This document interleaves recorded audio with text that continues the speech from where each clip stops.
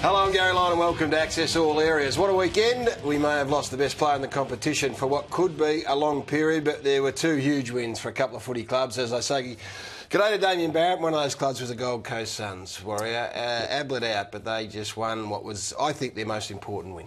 Oh, it's the biggest win in this club's history by a very long stretch, Gaz. I want to put it back on you. You didn't have them in the top 8 at the start of the year when you did your predictions. You've been slow to embrace this club. Do you now change your thought processes on what they are and what they'll do in 2014? Yeah, and look, by not having them in, there was no slide on them. I just thought they'd need another 12 months. I'm of the same opinion of most people. They're going to be a power of the competition, but they've come on quicker this year than I thought. And look, in the absence of Adelaide, I thought it was just magnificent what they did on the weekend. I really did. But it wasn't just Adelaide, was it? It was the last quarter with no rotations effectively. Dixon off, McKenzie off, Lemons in trouble.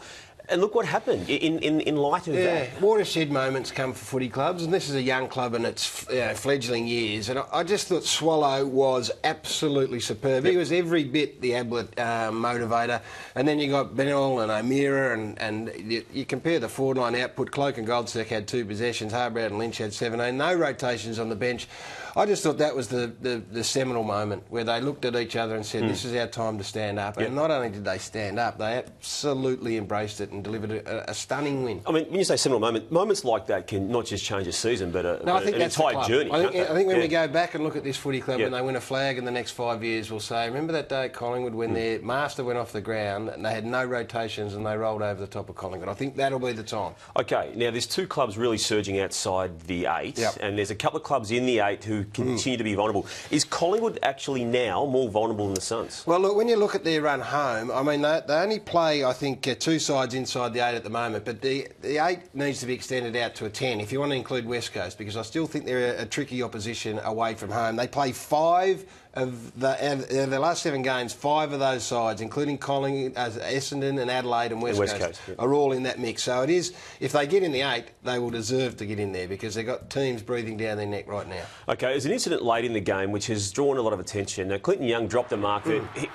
Because if you had been calling Karl Stefanovic in last week's EJ Witten game and he dropped that, you would have bagged him, wouldn't you? I know. How does an AFL footballer drop that? Well, I love coaches because they say, look, you can't hammer it down to one moment because there are others throughout the course. Well, that's right, but let's hammer it down to one moment. That's just something that is on your footy resume forever and a day. I mean, you can't do that day, mate. Under 10s mark that. And it's actually a cop-out to say it didn't cost them the game. It did cost them the game. Well, when it was 2 minutes to go and they were surging, I mean, it is not good enough. I mean, we can say all the things all the cliches you want, that's not good enough. Because there's issues at Collingwood on field, there's issues off it too, at training particularly. Nathan Freeman's the latest Collingwood player to go down with an injury sustained at training. The top 10 draft pick from last year was going to be pushing for senior selection at some stage. Due to come back, I think, this week in the VFL, but didn't. Certainly got a hamstring issue from a training session. There's 6 other examples that we know of throughout the course of 2014 of injuries that have been incurred at training at Collingwood. Martin, Reid, Lynch, Sinclair, Beams and Karnitsis. All at training. All at training in some sort. Wow. Now, I know this happens. I know it's a sport that actually has this happen, but that's a lot in 1 year. I prefer it didn't happen at training. That's for sure, because that's the area that you can control. So that's interesting. Watch this space.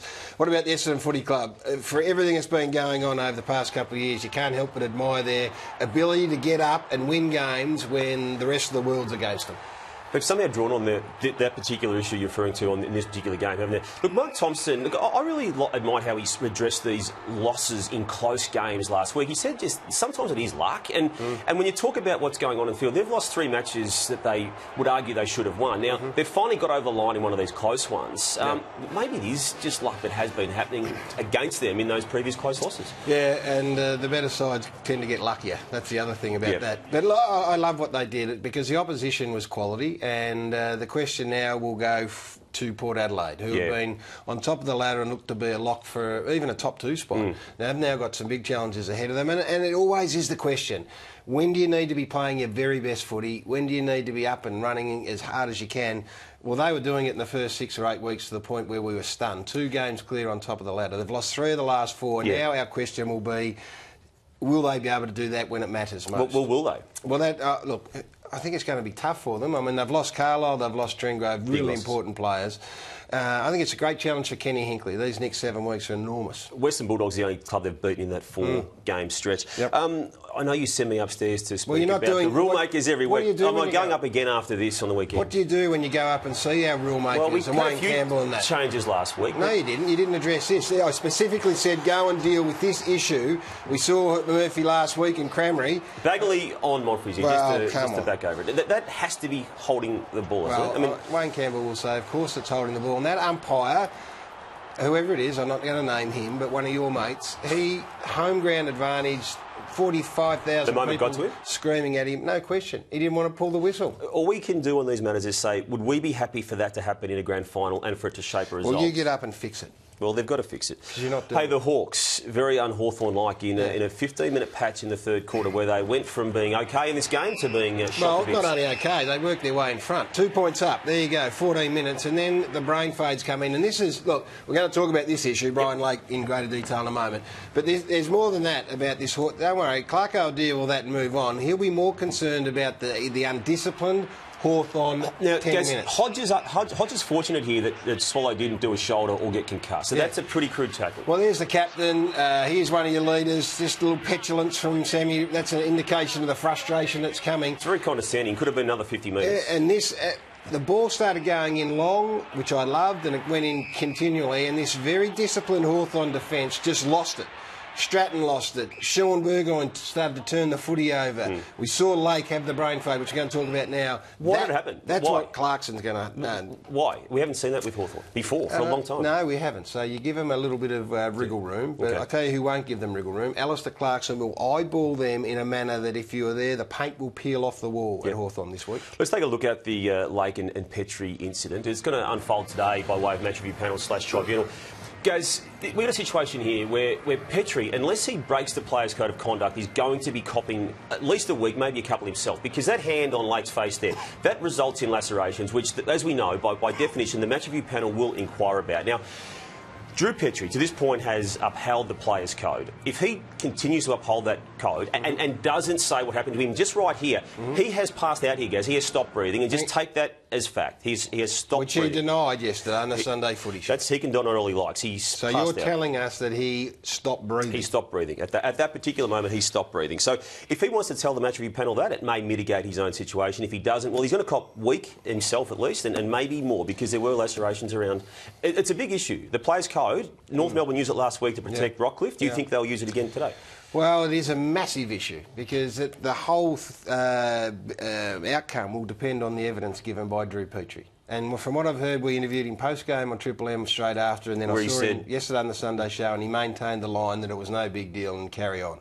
Now, if he says that, then he's going to get away with it, Brian Lake, to a degree. He won't get away with it. No, to a degree. Yeah. But if he comes and gives the sort of information that you're telling me, then Brian's in for a long, long, long holiday. Bit to watch this space on that. Hey, one. You went early on your assessment of Luke Parker. I'm not saying went early. You wrapped him up very early in his career, and I think everyone in the competition now knows why. Well, he had to bide his time to get into that magnificent Sydney midfield. Now I've got him as the number 2 midfielder. Behind Kennedy. Behind Kennedy. Yep. And that's in front of McVeigh, that's in front of Hanbury and Jeddah and McGlenn and Smith and Bird. I think he's an All-Australian. Where would you have had him, just by way of the elevation he's got at the start of this season? Fourth or fifth? Or? Yeah, I mean, he went and played sort of defensive forward for a while. But his work, Damo, he takes a mark. He's Bartel in his ability to take a big high mark.